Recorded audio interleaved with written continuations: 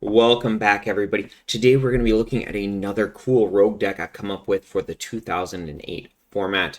Now, I'm always upfront with people, with everybody on decks and how I think they'll perform, and I'll be pretty clear and say that I think this is, in a true 2008 format, I think this deck is probably a high tier 2 deck. It's going to do well against the majority of the meta, but I do think your Gardevoir Glade matchup is going to be kind of rough, and I think when they get the telepass bug fixed, I'll need to make some changes to the deck to handle that matchup a little bit better. But right now, with telepass still being bugged, the best decks in the format are probably Empoleon and Blissey.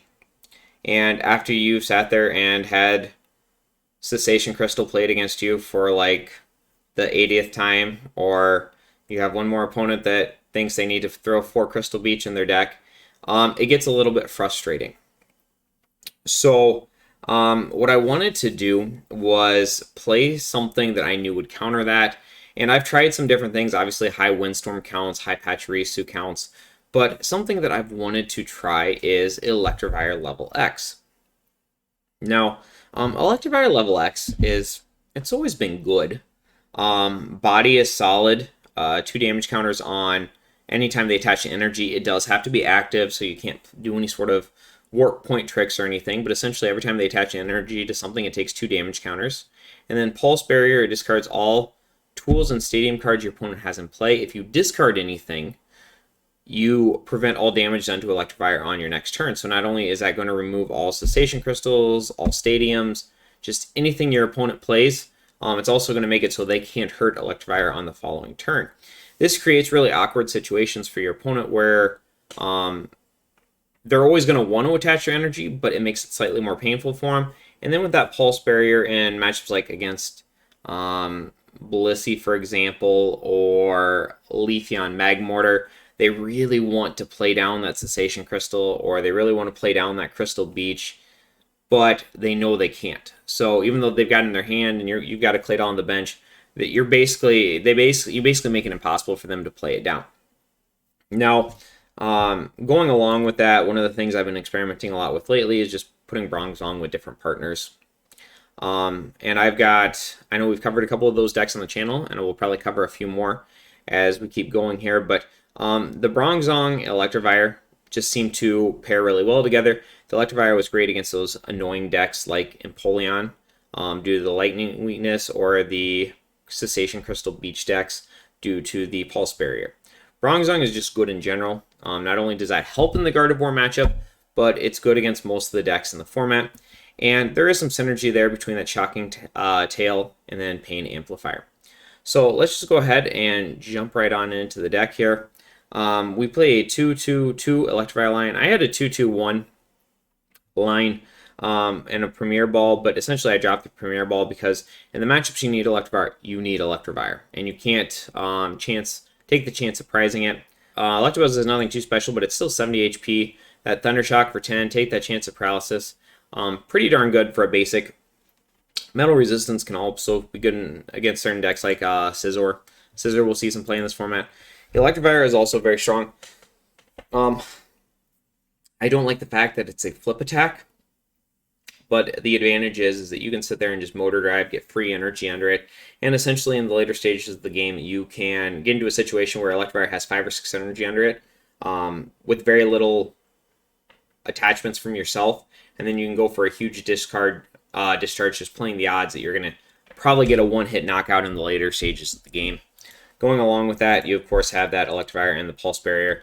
The advantage to that motor drive is you can take one turn and discharge, and then on the following turn you can motor drive and then just attach any energy and you'll be able to hit for that 50 damage with Pulse Barrier.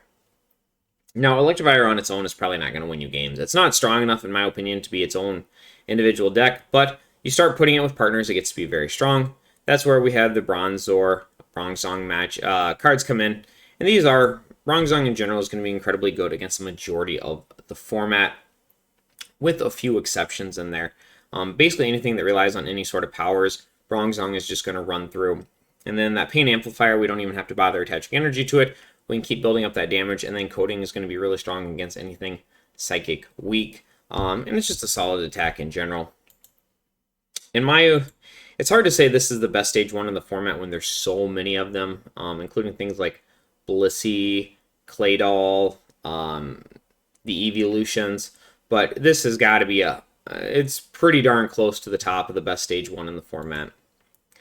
2-2 Claydol line, just in there for consistency. Play the single copy of Chatot, of course, for the consistency. And then I opt to play a 1-1 Cresselia. This, in theory, has a lot of synergy with Bronzong, where you can kind of move damage around, make sure you're getting a little bit better pain amplifiers off. It's going to give you a plus power in situations. And I find it's really easy to... it makes things easier for Electabuzz. Like if you're attacking something that has 110 HP, you can move 10 damage to it, and then instead of needing to flip 3 heads to knock it out with Discharge, you only need to hit 2. Little things like that where anybody who's played this game long enough knows that 10 damage can make a really big difference. It's not very common, but we also play the Volan's Cast Form, so we know that Moonskip ability.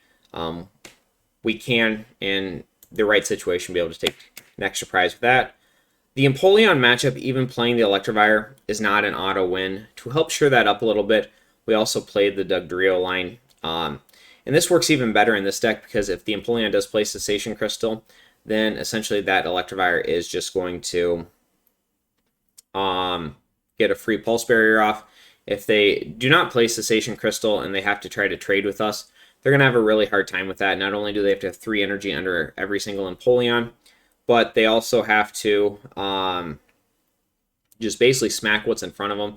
This gives us a lot of opportunities to activate things like our Scramble energy. Then, of course, Cresselia is also really good in the Empoleon matchup, just helping our math a little bit and hurting theirs. 1 Volan's Cast Form. We play so many basics in the deck that it's relatively safe that we don't start with it. And then I do also play 1 Unknown Q. This came from the Leafeon Glaceon deck that we profiled on the channel, but essentially there's almost nothing in the format that really punishes you for playing Unknown Q, except for opposing Unknown Qs. So it's actually a relatively safe opener. Ideally, you open with this and something like a Roseanne's that you can free or trade into. Even Unknown Q Call Energy is not the worst thing in the world.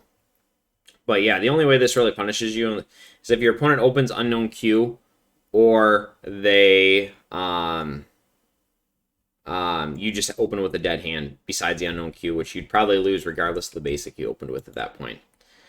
Going into the supporter lineup here, we do play 4 Celios, 4 Roseannes. Pretty basic for our consistency. 4 Stevens, I'm testing that in this deck. I think in this format with Cosmic Power, that 4th Stevens is so much stronger. Just because you can always get your hand down to 6 due to Cosmic Power. Then if you're playing a deck like this where your opponent is pretty confident you're not playing Dusknoir, they'll almost always fill their bench, which in turn lets you get really good Stevens advices off. It's just a really good flow for the deck. 3 Copycat. For the most part, I'm liking this. A lot of the time, hand sizes are going to be around 6 due to Cosmic Power, but you're also going to find situations where your opponent's going to Cosmic Power and then play Stevens Advice. So you'll get the occasional 10 or 11 card hand off this as well. This isn't a deck that can really incorporate like Team Galactic's Wager very well, so the Copycat in general I do prefer. I think you could probably make an argument to play like maybe 2 Copycat and a Wager, just that you are... the Bronzong is going to kind of pick off that Claydol, so you might find your opponent in situations where they don't actually have the Claydol. But so far I've been liking 3 Copycat. 1 BB Search, it's going to be our 5th Searcher here, between the 4 Celios, 1 BBs. I did go 2 Night Maintenance for a couple of different reasons. This Electivire line and the Bronzong line, they're not thin lines, but they're also not super thick lines either. So instead of trying to play like a 4-4 or a 3-3-1 or something, which would not be needed in most matchups, I did just go with the extra copy of Night Maintenance, giving us a little bit of freedom there. 2 copies of Warp Point. Warp Point in general is just going to be good. It can act as a pseudo cessation crystal counter. If we don't have that Electivire right there and ready, helps us get the Cresselia level X out as well. It also can force our opponent to bring something up on the bench they're not ready for.